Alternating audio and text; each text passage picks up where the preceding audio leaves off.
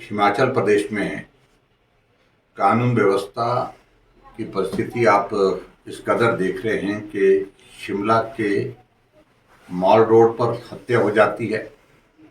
शिमला के रिज के मैदान में आशियाना में कांग्रेस के नेता दिन दिहाड़े भारतीय जनता पार्टी के नेताओं पर हमला करते हैं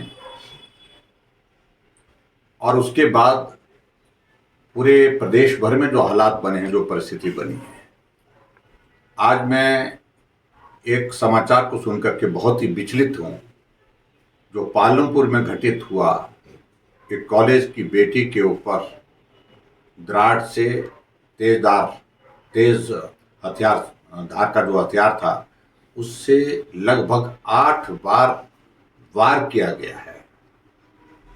मैं उस बेटी की सलामती की प्रार्थना करता हूं, वो स्वस्थ हो। लेकिन ये सारी घटनाएं हिमाचल प्रदेश में इस देवभूमि में घटित हो रही है और सरकार कांग्रेस पार्टी की ऐसी परिस्थितियां मैं देख रहा हूं कि जिसमें ऐसा लगता है कि कानून व्यवस्था नाम की कोई चीज बची ही नहीं। और मैं अपनी संवेदनाएं व्यक्त करता हूं और जो दोषी है उसके खिलाफ सख्त कार्रवाई होनी चाहिए और कार्रवाई करके उनके जेल की सलाखों के पीछे भेज करके एक बहुत बड़ा संदेश देने की आवश्यकता है, ये मैं जरूर कहूँगा। इसके अतिरिक्त मैं ये भी कहूँगा कि हिमाचल प्रदेश में ज्यों-ज्यों चुनाव का दौर आगे बढ़ रहा है, कांग्रेस पार्टी बहुत नीचे के स्तर पर कैंपेन को लेकर के ऐसी बातें करने की कोशिश कर रही हैं, ऐसा लगता है कि उनके पास मुद्दा ही नहीं है। बातें तो कह रहे हैं कि हिमाचल प्रदेश में 15 जिले में सुक्खू जी की सरकार ने बहुत काम किया, विकास किया, लेकिन मुद्दों पर बात नहीं करके ऐसी बातें कर रहे हैं जो आज विशेष तौर से कांग्रेस के एक पदाधिकारी ने हमीरपुर से सोशल मीडिया में, जो भारतीय जनता पार्टी के मंडी की हमारी प्रत्याशी है कंगना जी, उनके ऊपर जिस प्रकार से टिप्पणी करते हुए उनके फोटो डाले हैं। हमने इलेक्शन कमीशन के साथ भी वो मामला उठाया है, कंप्लेंट की है, शिकायत की है, लेकिन बार बार शिकायत करने के बावजूद भी कांग्रेस के नेता महिलाओं का अपमान करने से रुक नहीं रहे। पहले उनकी एक अभिनेत्री ने मंडी के बारे में टिप्पणी की और मंडी के साथ कंगना रनावत पर उन्होंने टिप्पणी की, जो भारतीय जनता पार्टी की यहाँ से प्रत्याशी है। और अब कांग्रेस के नेता खुलेआम जो हिमाचल प्रदेश में जो दायित्व पर हैं, जिम्मेवारी पर हैं, वो इस प्रकार की टिप्पणी कर रहे हैं। ये बौखलाहट है और स्वाभाविक रूप से जिस तरह से मोदी जी के नेतृत्व में एक माहौल पूरे देश भर में बना है कि मोदी जी तीसरी बार प्रधानमंत्री बनने वाले हैं, कांग्रेस की बौखलाहट और भी ज्यादा बढ़ती जा रही है।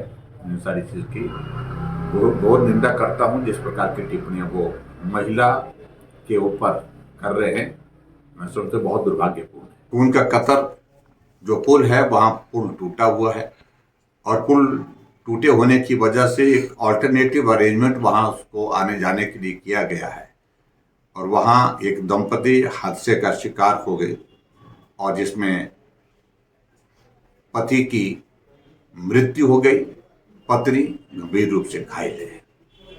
ऐसी सारी चीजों को लेकर के कांग्रेस पार्टी अपने आप ऐसे कह रही कि मालूम नहीं उन्हें कितना काम कर लिया है। सड़कों पर मलबा गिरा है, मलबा उठा नहीं पाए 8 महीने बीतने के बावजूद भी। और बाकी सारी चीजों को लेकर के मैं समझता हूं कि जो वादे कर रहे हैं, जो बातें कर रहे हैं कि 3000 करोड़ रुपए दिल्ली से लाया। दिल्ली में सरकार किसकी है? भारतीय जनता पार्टी की है। सरकार ने अगर पैसा दिया तो भारतीय जनता पार्टी की सरकार ने दिया, नरेंद्र मोदी जी ने दिया। आप नरेंद्र मोदी जी की सरकार के खिलाफ चुनाव तो लड़ रहे हैं, लोकतांत्रिक व्यवस्था है, उसमें आप चुनाव लड़िए, लेकिन हकीकत ये भी तो समझिए और लोगों को भी इस बात को समझाइए कि केंद्र की सरकार ने, जिसके बारे में आप कहते हैं कि कुछ नहीं किया, कुछ नहीं दिया, आप ही कह रहे हैं कि 3000 करोड़ रुपए केंद्र सरकार ने दिया। हिमाचल प्रदेश ने पिछले 15 महीने में पीडब्ल्यू डिपार्टमेंट में क्या दिया है, कितना पैसा दिया है? जो ठेकेदारों ने काम किए हैं हिमाचल प्रदेश में, टेंडर लग करके उनने काम किए हैं, उनकी पेमेंट 15 महीनों से नहीं हुई है। हिमाचल प्रदेश में चुन चुन करके उन ठेकेदारों को पेमेंट कर रहे हैं जो कांग्रेस पार्टी के। ये भी एक हकीकत है। मंडी की यूनिवर्सिटी जो हमने सरदार पटेल यूनिवर्सिटी के नाम से यहाँ पर खोली थी, उस यूनिवर्सिटी को बंद करने के लिए कितने बार प्रयास हुए हैं। अभी भी अब कोशिश की जा रही है कि इस यूनिवर्सिटी की आवश्यकता ही नहीं इसको बंद करने। तो क्या कांग्रेस के सांसद, कांग्रेस के नेता जो चुनाव लड़ रहे हैं प्रत्याशी, कभी उन्होंने मंडी की इस यूनिवर्सिटी के सिलसिले में बात की? मंडी का शिवधाम जो खंडहर बन करके वहां हमारे सामने है, 15 महीने से वहां पर एक ईंट नहीं लगी। मंडी डिग्री कॉलेज का भवन जो हमने काम करके उसका स्ट्रक्चर खड़ा कर दिया था, 15 महीने से काम रुका पड़ा है। मंडी में एयरपोर्ट की सारी फॉर्मेलिटीज कंप्लीट हुई पड़ी है, लैंड एक्विजिशन की प्रोसेस आगे होनी थी, लेकिन 15 महीने से उसको ठंडे बस्ते में डाल दिया गया। इन सारे प्रश्नों का उत्तर कब देंगे आप? मुझे लगता है कि अवसर आ गया है, मौका आ गया जब लोग आपको पूछेंगे। और मंडी के जो संस्थान जिस तरह से आपने बंद किए हैं, हिमाचल प्रदेश के जो संस्थान बंद किए हैं, ये तो प्रश्न है ही जो लोग पूछने वाले हैं। आप आइए, आपका अभिनंदन है। लोग भी आपके अभिनंदन के लिए, स्वागत के लिए तैयार हैं, लेकिन प्रश्न के साथ उन प्रश्न का उत्तर दीजिए। प्रवेश ही नहीं किए हैं। और मैं यही कहूँगा कि मुद्दों पर आधारित राजनीति हो तो अच्छा रहेगा। हम एक चीज को जरूर कहना चाहते हैं, जो कांग्रेस के कैंडिडेट वो इस बात को बार बार कह रहे हैं कि मैं हिमाचल प्रदेश में मंत्री के तौर पर हमने बहुत कुछ किया। मैं यही कहूँगा कि त्रासदी के दौरान मंडी के बहुत सारे पुल बह करके चले गए। 7 पुल तो मंडी के हैं, जिनमें से 7 महीने 8 महीने बीतने के बावजूद भी अभी तक एक भी पुल रिस्टोर नहीं हो पाया। और न सही कम से कम पैदल पुल ही रिस्टोर कर देते हैं, लेकिन एक पुल भी। और पून का कतर जो पुल है वो बह करके चला गया बरसात में, और वहां आने जाने का कोई माध्यम नहीं। और जो मुझे जानकारी मिली कि एक बहुत ही दुखद घटना वहां पर पुल ना होने की वजह से हुई। एक दंपति वहां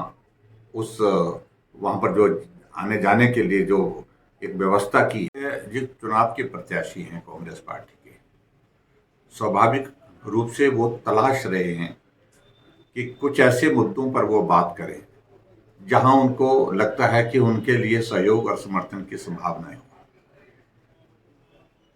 और मैं समझता हूं कि वो बहुत बड़ी गलती कर रहे हैं।